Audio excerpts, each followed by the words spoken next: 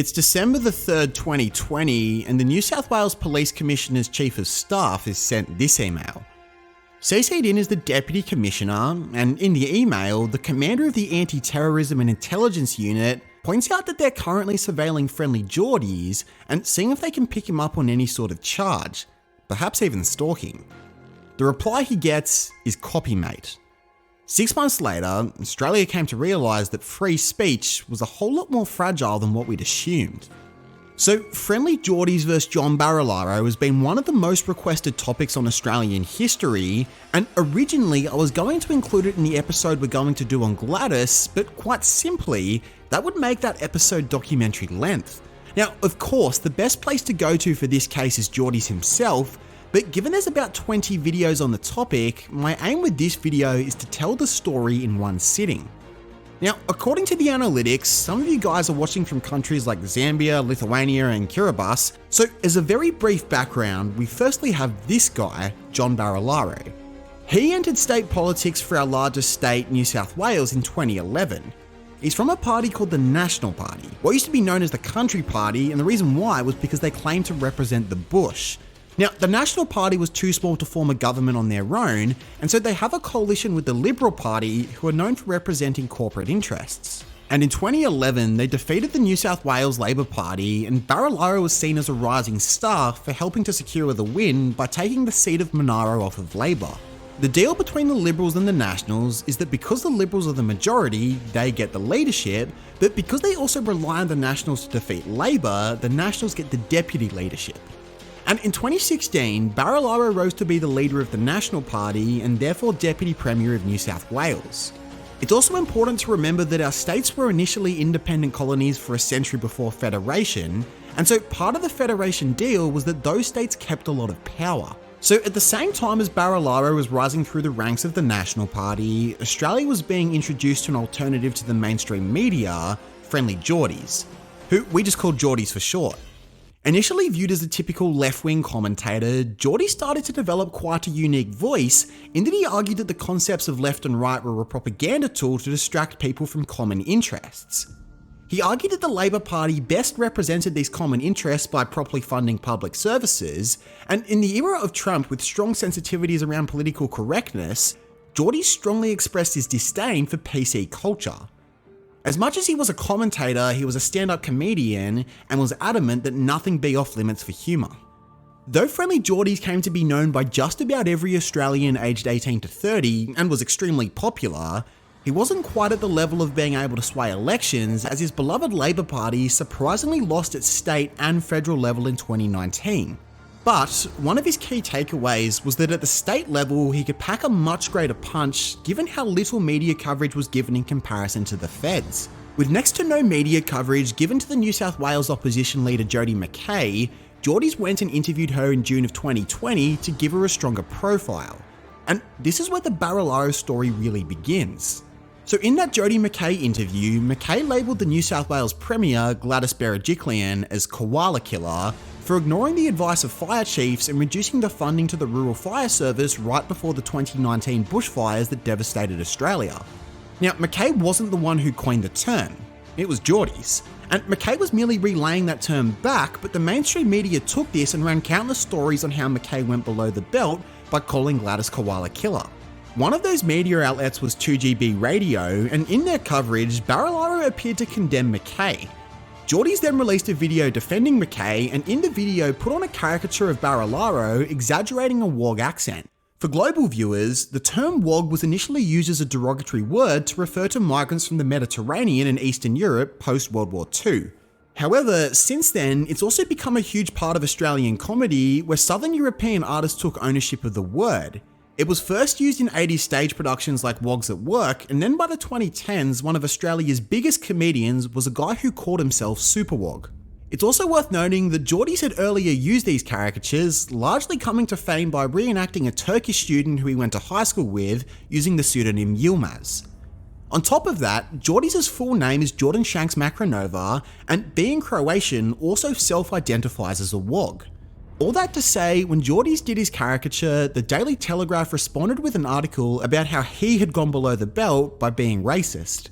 Now, the Daily Telegraph is owned by News Corp, as in Fox News' boss, and during the Trump years, they'd been constantly harping on about the evils of cancel culture. And so, seeing that his caricature caught media attention, Jordies made the decision to double down on it and made a response video that depicted Barilaro as Mario and the Premier Gladys Berejiklian, whose background is Armenian, as Luigi. Now, in that video, Jordies made allusions to Barilaro doing some dodgy business to prevent a coal of Brumbies in Mount Kosciuszko. What I find, quote, actually very offensive, the fact that parasites like you are perfectly happy to wipe out entire native species, not to mention permanently degrade the region whose beauty inspired the man on a $10 bill for just 1,000 of those. So my humour might be cheap, Giovanni, but at least my soul isn't cheap. As Jordies later noted, his intention was to be inflammatory, but this was in order to get media attention so that he could highlight the actions of Barilaro while in office. But he would take it to a level never before seen in Australian satire. So Barilaro owns this Airbnb out in southern rural New South Wales. Now, the term Airbnb is modest. It's an estate. Now, Barilaro had bought the property back in 2014.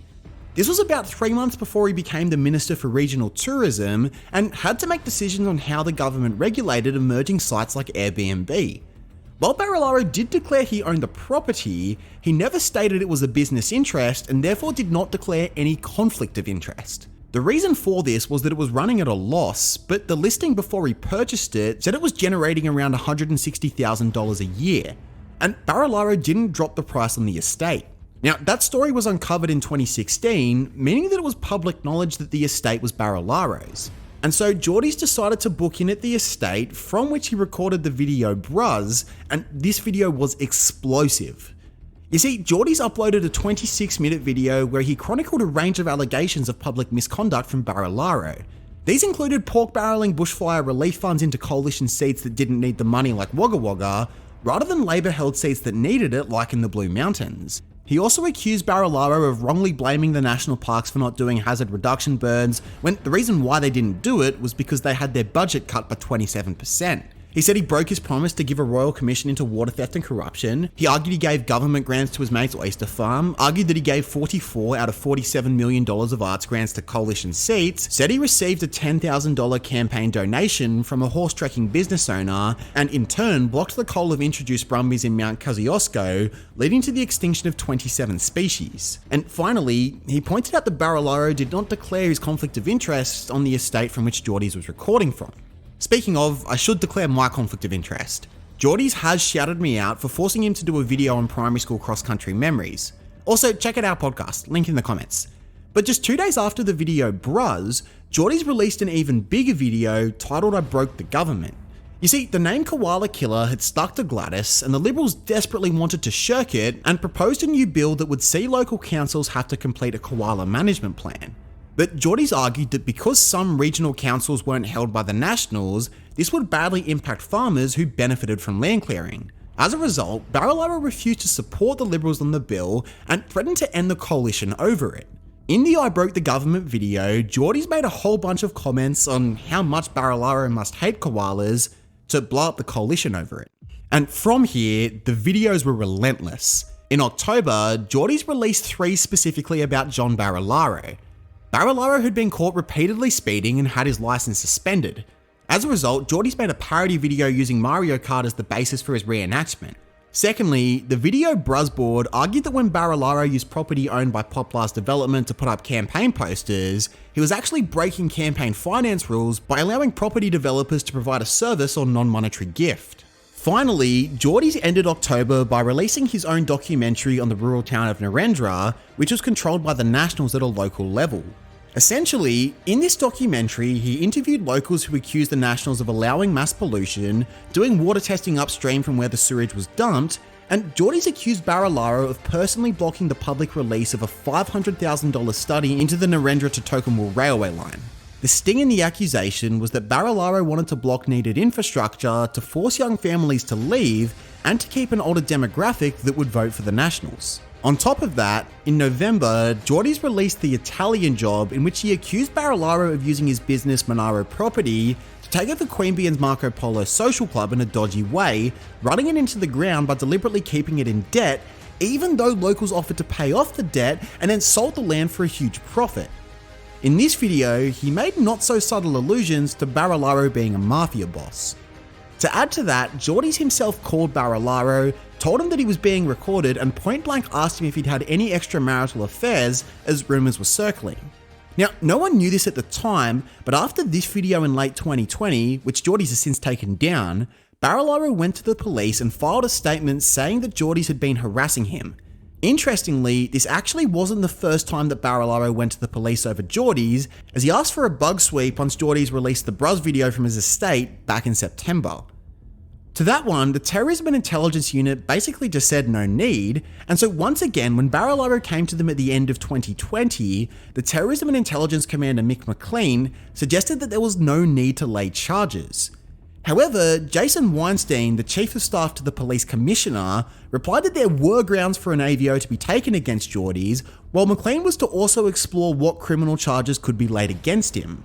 McLean then responded back with this email I showed you at the beginning. Now again, the public had no idea about this until the documents were declassified in 2022. And so going into 2021, Barilaro had become an absolute meme thanks to Jordies, and in May, Barilaro's lawyers served Jordan with a notice that they were threatening to sue him if he did not take down those videos. The notice covered all those videos I showed you before, and it was effectively claiming defamation on the basis of 1, a racist caricature of his appearance and demeanour, and more importantly 2, that he was guilty of corrupt and criminal activity. In true Jordies fashion, he disregarded the notice, made a satirical video about it, and then dressed up as Luigi and gatecrashed an event that Barilaro was speaking at, asking him why he was being sued. So sure enough, Barilaro went ahead and sued Jordan Shanks specifically for the video's Bruz and Secret Dictatorship for allegations of corruption. I will also add that there were some pretty funny typos in the notice given to Jordies, in which they accused him of defaming Barilaro by depicting him as, quote, the character Mario from Mario's Kart. Now, Jordies used this as yet another chance to get a gag, as he picked up that he needed to be literally handed the court documents, but by May it was official. Barilaro was suing Jordies for defamation, and also Google for allowing Jordies to defame him. But then rolled around June, and the stakes of the game got a whole lot bigger. So this guy, Christo Lanka, is actually a producer for Friendlyjordies and was only 21 at the time of the lawsuit. Now, Jordan hadn't officially locked in a lawyer, and according to Jordies, on the way back from uni, Christo was going to visit a potential lawyer with photos and a hard copy of the lawsuit. However, the suit that Barilaro's lawyers had served actually had an issue, as Barilaro's listed property was Federal Parliament House. Remember, he was a state politician. And this is where the story gets unbelievable. As Christo was returning from uni, he encountered Barilaro himself, who was attending a state funeral for rugby league legend Bob Fulton. Seizing the moment, Christo filmed himself approaching Barilaro, where he said, "Hey John, hey John, I've got something for you. John, I've got a lawsuit, you're suing my boss. John. That afternoon, Christo was arrested by a police unit called the Fixated Persons Unit, where he was escorted out of his house with his parents filming the quite intense arrests with much distress. The footage finished with Christo being put into the car by non-uniformed officers, with his dad crying, "You can't do this in Australia." Christo was charged with stalking and intimidating Barilaro, as per McLean's earlier tip-off. In a statement of facts given to the police, they alleged that Christo stalked Barilaro for 200 metres, asking why Barilaro was suing his boss, and then calling him corrupt. With just 3 people at the scene, only 2 of them could have been the ones who reached out to the police, Barilaro or his driver. As the news story started to break, Jordies angrily replied with his then most viewed video, "Arrested." In the video, he went over the events and accused the police informant of lying, as Christo was coming from the other direction that Barilaro was coming from, meaning that it was impossible for him to have stalked him for 200 metres. Jordies played Christo's footage of him approaching Barilaro, and nowhere did he say that the Deputy Premier was corrupt. The video was so popular that Jordies immediately raised over $1 million to cover the legal defences. And the story made massive news across Australia, but very quickly afterwards it fell out of the public's consciousness as New South Wales entered its second lockdown after the Delta strain of COVID was spreading rapidly. That being said, a couple of weeks into lockdown, Barilaro appeared on Sky News, primarily to discuss the lockdown, and the anchor, Tom Connell, asked him if he'd personally called for the arrest of Christo. Barilaro said absolutely not. You can see how he worded it here. Did you ask for the fixated persons investigation unit to be involved in the arrest of Jordan Shanks's employee, Christo Lanka? Absolutely not. Rubbish again. Rubbish. They want to pitch it a particular way to get community support from their social community. They use whatever means to misrepresent the truth. And again, I'll leave that up to the police. They'll deal with all of this in due course. Right, but just to clarify, so you had no role in that particular unit being But Tom, involved. I've already said, I've actually made it clear, Tom. I've said absolutely not. And again, for you to even be asking that question is an indictment on your level of journalism. Now, without wanting to enter the speculative territory too hard, most would interpret this as a rather uncomfortable reaction to the question. And a lot of Jordy supporters were asking the question, if you didn't call for the arrest, why have you not condemned the Fixated Persons Unit for the pretty barbaric arrest? Even Andrew Bolt admitted that this was a horrifying arrest. But to make matters even more interesting, in August, while both cases were going on, Jordy's released another video where he'd gotten hold of a witness statement given by Barilaro to the Fixated Persons Unit back in April regarding Jordan. If this sounds like contempt of court to you, it technically wasn't, because there was no criminal case filed against Jordan, only Christo. The first statement had revealed he'd met with Matthew McQueen of the FPU back in December 2020 to discuss Jordy's. And then secondly, Jordy's had a second statement from Barilaro 2 weeks after the arrest, where he said he'd gotten his chief of staff to contact the FPU on the day that Christo approached him. Now, if it feels like there's a lot of moving pieces, you'd be right. So let's firstly focus on the civil trial. Jordy's and Barilaro appeared before the judge Stephen Rez, and Jordy's defense was essentially that it wasn't defamation because he was giving his honest opinion and was telling the truth. His evidence for Barilaro being corrupt was that he called himself Pork Barilaro in Parliament, referring to how he dished out government funds to buy off electorates. However, because Barilaro said this in Parliament, this was inadmissible evidence because it was protected under parliamentary privilege. Jordy's lawyers argued that the defamation of using Pork Barilaro, a term that Jodie McKay also seemed to use. John Barilaro proudly badges as pork barreling. Pork Barilaro. Why does he wear that as a badge of honour? That's shocking. He does. I didn't know that about him. Be struck out of the application for abusing parliamentary privilege. Rez rejected this on the basis that Barilaro had no power to waive parliamentary privilege, and that Jordy's inability to use the defence was self-inflicted because of the way he'd chosen to publish Bruz. The Jordy's defence took another bad turn when he and Google both applied to have a jury, but the request was denied, with Jordy's and Google having to cover the application fee. But before the trial could end, Gladys Berejiklian resigned when ICAC, the Corruption Commission, announced that they were launching a probe into an unrelated matter. At the same time, Barilaro announced that he'd also resign on the basis that the Jordy's debacle had worn him down, and with Gladys going, it'd also be a good time for him to go too. A couple of weeks later, mediation was held between Jordy's and Barilaro, where Jordy's agreed to pay Barilaro $100,000 to cover his legal fees, offer an apology, and edit the Bruz and Secret Dictatorship videos to remove defamatory imputations. On top of that, Jordy's agreed to stop selling Barilaro merchandise and refrain from commenting on his personal life. Crucially though, Barilaro was to be awarded no money in damages. But there were still two unresolved matters. One, Google's case, and two, Christo's criminal case. So shortly before the trial, Google withdrew all defences and conceded that the videos did actually defame Barilaro, leaving the trial as a matter of determining damages. Judge Rez ruled pretty firmly in favour of Barilaro, as he said that Jordy's accusation that Barilaro's lawyers had tried to mislead him could warrant contempt of court, and that Google allowed the video to remain up. In 2022, Barilaro was awarded $715,000 in defamation damages from Google. As for Christo, his lawyer, Mark Davis, argued that the timing of his arrest was too close to the lawsuit to warrant anything other than misuse of the FPU.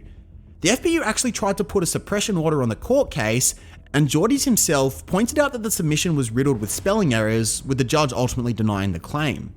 In March of 2022, New South Wales Police dropped all charges and were ordered to pay $12,000 to cover Christo's legal fees.